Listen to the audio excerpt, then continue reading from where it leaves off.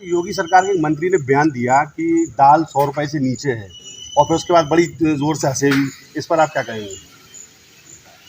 देखिए, चुनाव और चुनाव के बाद जो परिणाम आया है, जो चुनाव में मुद्दे उठाए गए थे महंगाई को लेकर के, बेरोजगारी को लेकर के, और जो आम लोगों की समस्या है, इस समय आप उत्तर प्रदेश में देखोगे, जिन लोगों ने ये कहा कि हम स्मार्ट सिटी बनाएंगे, उनके स्मार्ट सिटी देख लिए, हर जगह जल भराव है, गंदगी है, एक्सीडेंट हो रहे हैं, लोगों की मोटरसाइकिल गड्ढों में चली जा रही है, गाड़ियां नहीं चल पा रही हैं, गड्ढों की वजह से एक्सीडेंट हो रही, जान जा रहे हैं। और इसके बाद स्वास्थ्य सेवाएं भी उसी तरीके से बेकार हो गई हैं, बिल्कुल स्वास्थ्य सेवाएं ठप हैं। अभी जो हाथरस में घटना हुई, वो भी प्रशासन का फेलियर था, अधिकारियों के खिलाफ कार्रवाई हुई है, और जब कार्रवाई की है सरकार ने, तो सरकार ने स्वीकार किया है कि जब अनुमति दी थी, तो अनुमति होने के बाद जो पर्याप्त सुरक्षा, पर्याप्त अधिकारियों का इंतजाम होना चाहिए था, वो सरकार ने नहीं किया। और बेरोजगारी अभी भी वैसी दिखाई दे रही है, और उसी पैमाने पर नौजवान बेरोजगार घूम रहा है, नौकरी की तलाश है। ये सरकार के लोग झूठ से चलाना चाहते हैं, और जो ज़मीनी हकीकत है उससे सरकार के लोग दूर हैं। जो महंगाई बढ़ी है उसके जिम्मेदार ये खुद हैं, क्योंकि अपने लोगों को मुनाफा कमाने दे रहे हैं। अगर किसान को उसकी फसल की कीमत नहीं मिल रही है, अगर किसान को सही कीमत सरकार नहीं उपलब्ध करा पा रही है, तो जो मुनाफा हो रहा है वो किसकी जेब में जा रहा है? ये जो मुस्कुराहट, जो हंसी या जो जानकारी उन्हें नहीं थी, वो इसीलिए नहीं थी क्योंकि वो अपने लोगों को मुनाफा कमाने दे रहे हैं। तो वो आपको, हमको ये समझ रहे हैं कि आपको पता ही नहीं है, इसीलिए आपका और जनता का मजाक उड़ा रहे हैं बीजेपी के लोग। तो क्या लग रहा है एसआईटी की जो जांच रिपोर्ट है, इसमें 6 लोगों को निलंबित किया गया है, इसकी कार्रवाई पर्याप्त है? इन्हें ये सवाल करना चाहिए कि आखिरकार मुनाफा किसकी जेब में जा रहा है? आटा महंगा, दालें महंगी, सरसों का तेल महंगा, रिफाइंड तेल महंगा, और जितनी भी खाने पीने की चीज़ें सब महंगी। किसान को मुनाफा नहीं, आम आदमी को लाभ नहीं, तो आखिर किसकी जेब में मुनाफा जा रहा है? डीजल पेट्रोल महंगा, रशिया से संबंध अच्छे हैं, तेल रशिया से न केवल सस्ता मिल रहा है बल्कि पुराने रेट पे सस्ता मिल रहा है, और क्योंकि रशिया को अपने संबंध भी ठीक करने हैं तो छूट भी दे रहा है।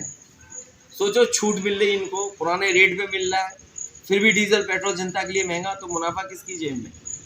ये तमाम सवाल हैं, इसका समय समय पे सरकार ध्यान हटाती है।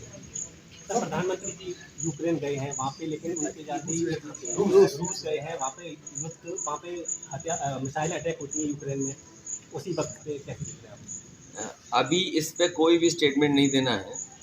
अभी जब लोकसभा में प्रधानमंत्री जी अपना पक्ष रखेंगे, उस समय कई सवाल पूछे जाएंगे। जम्मू कश्मीर में भी आतंकी हमले लगातार हो रहे हैं, कैप्टन अंशुमन शहीद हुए हैं, उनकी मां ने बोला है कि योजना को लेकर ही गलत है। ये कश्मीर को लेकर के या हमारी सीमाओं को लेकर के जितना इनको सावधान होना चाहिए था, जितने इनको इंफ्रास्ट्रक्चर के प्रोजेक्ट वहाँ चालू करने चाहिए थे, वो नहीं हुए हैं। फोर्स को पर्याप्त टेक्नोलॉजी के साथ साथ पर्याप्त जो जानकारी मिलनी चाहिए, जिनके इंटेलिजेंस फेलियर है, उसकी वजह से न केवल हमारी इंटरनल सिक्योरिटी खतरे में है, बल्कि हमारी बॉर्डर की भी सिक्योरिटी खतरे में है। और चीन के सवाल पर सरकार कुछ बोलती नहीं है। सुनने में आ रहा है, अखबारों में पढ़ने को मिल रहा है कि बड़े पैमाने पर ज़मीन कब्जा हो गई है उधर।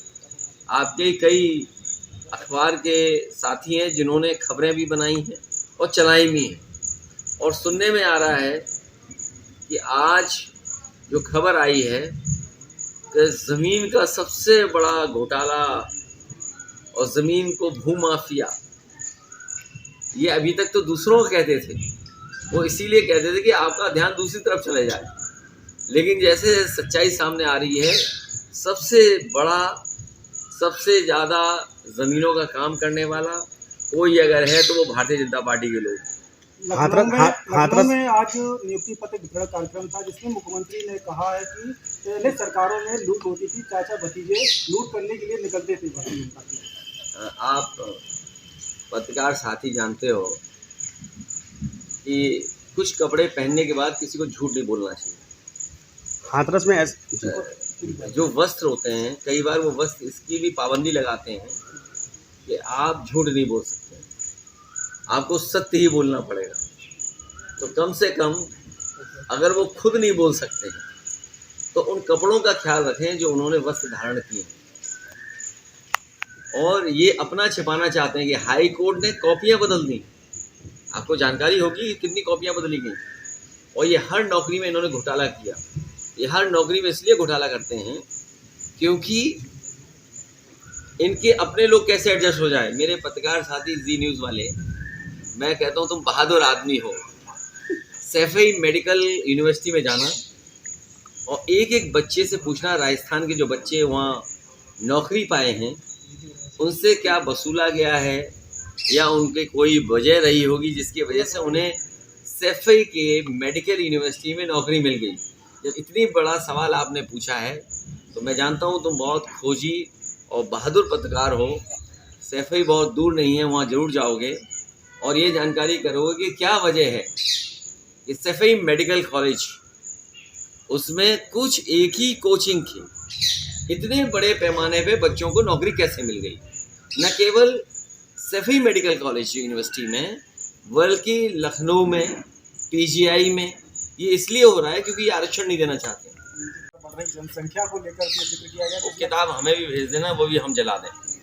अगर तुम पे हो किताब हमें भेज देना। सर, मणिपुर में लगातार हिंसा जारी है, तो इसके लिए जिम्मेदार भारतीय जनता पार्टी की सरकार है। हाथरस संजय निषाद ने बोला है कि संजय निषाद कह रहे हैं कि ये देखिए, बीजेपी के चक्र में मत आइए। ये बीजेपी के नेता जब आरक्षण छिड़ गया तो अपने नेताओं को आगे कर दिया, आरक्षण के लिए चिट्ठी लिख रहे हैं। अच्छा, आरक्षण किसने छीना किसने? भाई 10 साल आप सरकार में थे।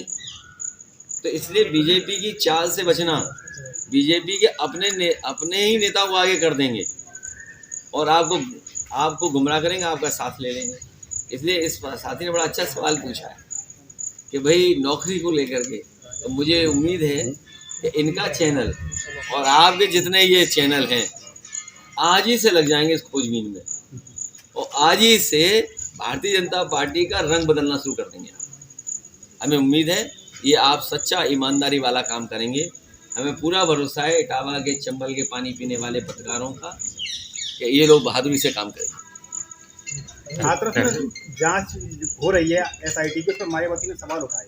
नहीं यार, इसमें सरकार ने खुद स्वीकार कर लिया है कि सरकार की नाकामी रही, इसलिए उन्हें अपने अधिकारियों के खिलाफ कार्रवाई करनी पड़ी। जो लोग दूसरों पे आरोप लगाना चाहते थे, इन अधिकारियों पे जो कार्रवाई हुई है उससे साबित हो गया है कि ये उन्हीं की नाकामी थी, सरकार का मिसमैनेजमेंट था। सरकार ने सही तरीके से तैयारी की थी।